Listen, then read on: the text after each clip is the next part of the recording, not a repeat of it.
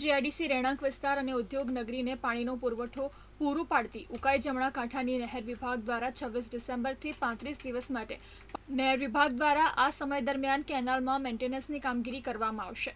જો કે આ સમય દરમિયાન જીઆઈડીસી રહેણાંક વિસ્તાર અને ઉદ્યોગ નગરીમાં જળસંકટના એંધાણ વર્તાઈ રહ્યા છે। જો કે બીજી તરફ ઉદ્યોગોને મળતા પાણી પુરવઠામાં કાપ મૂકીને રહેણાંક વિસ્તારને પ્રાધાન્ય આપવામાં આવશે તેમ જાણવા મળ્યું છે। અંકલેશ્વર નોટિફાઈડ એરિયા ઓથોરિટી દ્વારા સંચાલિત રિઝર્વ તળાવમાંથી મળતો પાણી પુરવઠો અંકલેશ્વર નોટિફાઈડ એરિયા ઓથોરિટી દ્વારા સંચાલિત રિઝર્વ તળાવમાંથી મળતો પાણી પુરવઠા પર કાપ મૂક્યા બાદ પાણીનો વધુ પુરવઠો ઝઘડિયા જીઆઈડીસી પાસેથી મેળવવામાં આવશે, જેને કારણે રહેણાંક વિસ્તારમાં પાણીની વધુ ખેંચ ન પડે તેના પર તંત્ર દ્વારા ધ્યાન આપવામાં આવી રહ્યું છે। જ્યારે બીજી તરફ ઉદ્યોગો દ્વારા ખાનગી ટેન્કર દ્વારા તેમજ સ્ટોરેજના આધારે પાણીની ખેંચને પહોંચી વળવા માટે પ્રયત્નો કરવામાં આવશે। ઝઘડિયાના સપોર્ટથી ઝઘડિયા એસોસિએશન સાથે પણ વાત થઈ છે। આ 35 દિવસના ગાળામાં આપને સારી એવી ક્વોન્ટિટી ઝઘડિયાની રૂંઢવાળી પાઇપલાઇનમાંથી મળશે અને મહદઅંશે આપણે ઉદ્યોગોને ઓછી મુશ્કેલી પડે એવા પ્રયત્નો કરી રહ્યા છીએ અને આમાં આપણે ચોક્કસ સફળ થઈશું।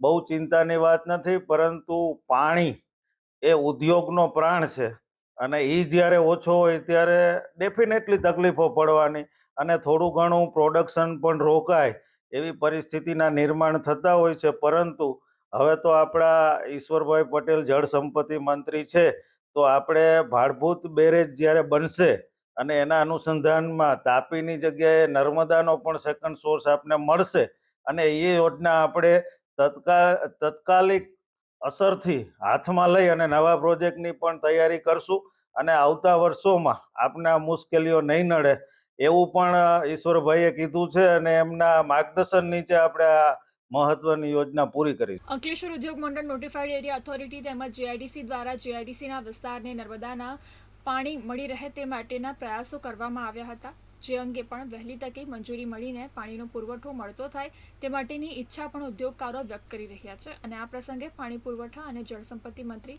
ઈશ્વરસિંહ પટેલનો પણ આ તબક્કે ઉદ્યોગ સાહસિક મહેશ પટેલે આભાર વ્યક્ત કર્યો હતો। જમણા કાંઠાનો જે નહેરનો સપ્લાય છે ઇન્ડસ્ટ્રીઝ માટે અને રેસિડન્ટ માટે અંકલેશ્વરમાં એ 26 ડિસેમ્બરથી 35 દિવસ માટે બંધ રહેવાનો છે।